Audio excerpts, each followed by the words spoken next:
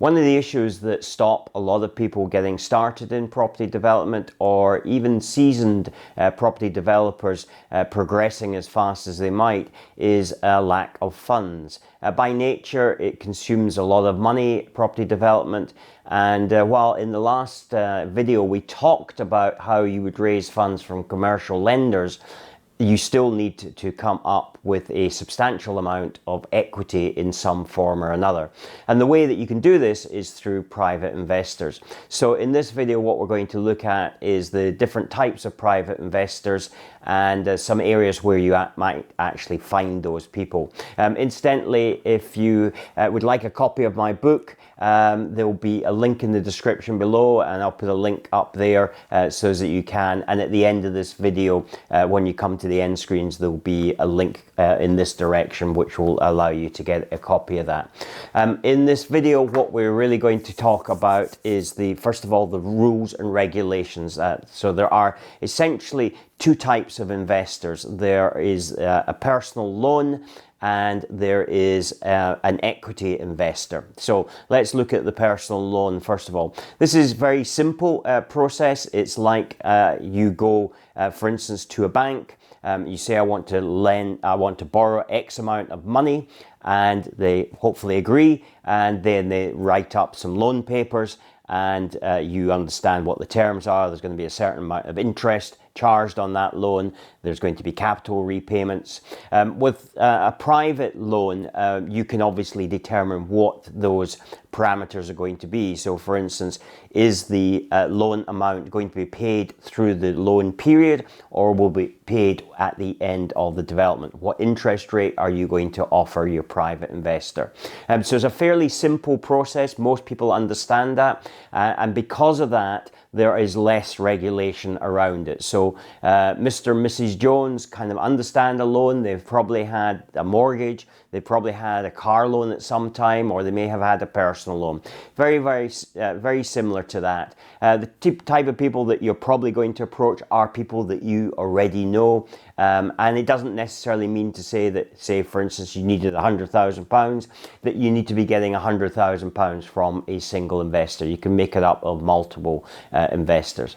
The second type of investor is an equity investor, and because of the nature of that and the risk that's involved, so incidentally, just go back to the personal loan.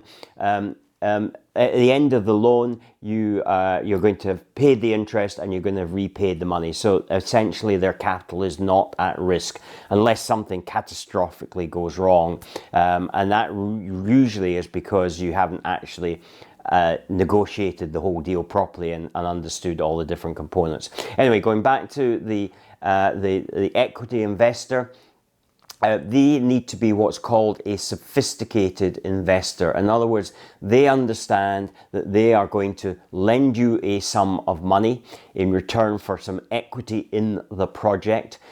So let's say they lend you 10% of the money. Well, let's say ultimately you're lent, say, 35% of the money from maybe various equity investors. So they've put that in. You've decided what their return is going to be on that for providing the money, and the rate of return. So for instance, there'll be either it's going to be, maybe it is going to be an interest rate, or maybe it's going to be a proportion of the profit that you make when you sell it. Their capital is at risk because they are investing in your development, so they're investing equity in your development, and so they understand that if the project for some reason goes wrong, something happens, that they could lose all of their money. So they understand that, but in the process, they're looking for a higher return on their money. Very similar to things like Dragon's Den. They're investing in those businesses. If things go pear-shaped, they lose their money. If things go well, then they do very well. So that kind of is an equity investor. Because of that, the FCA, the Financial Conduct Ombudsman, regulates that very, very heavily. And so the first thing to understand about that is you cannot approach an equity investor unless you know they are a sophisticated investor. In other words, they're used to making investments, they have a certain high net worth, and so the regulations are there. You can look them up, FCA regulations, but principally it means that they are a high net worth, so that means that they have in excess of £250,000 of assets or cash, excluding their own personal residence. They have an income of over 100,000 a year, so it's any of these. They are in business, they have a business themselves, so they understand that, but the turnover of that business needs to be over £1 million. So there are various rules, but the important thing is you cannot approach them unless you know they are a sophisticated investor. So one of the things that I see all the time, and they are actually breaking the law, is people advertise on Facebook, I am looking for an investor. You are not allowed to do that. You can talk about your project. Here's the project that I'm doing. Anybody interested in more information about the project, you can say things like that. You can talk about the project. People will then contact you, but you cannot advertise for equity investors. And people just do not seem to understand that, and they are breaking the law, and there are severe penalties for doing so.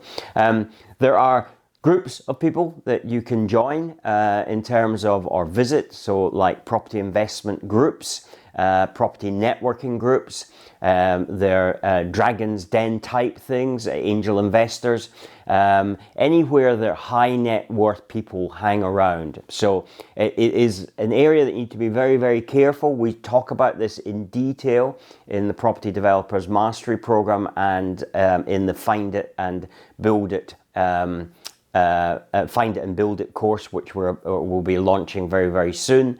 So the information is there, but I cannot emphasize, you must not contact them unless you have permission, unless you realize that they are a sophisticated investor.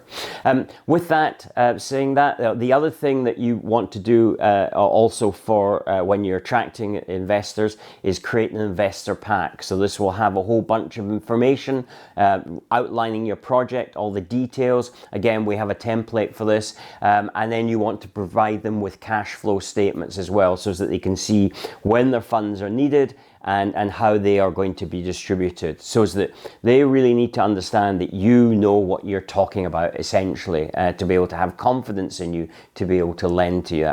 So the investors pack is what really helps you there. It details all the information that they, as an investor, would want to know initially.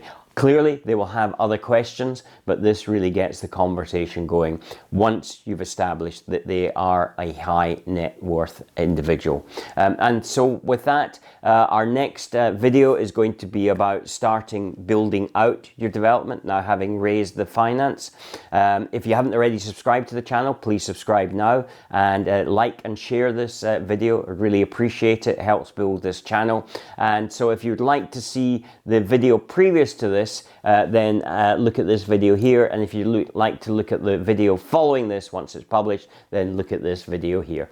Take care, and I'll speak to you the next time. Bye bye.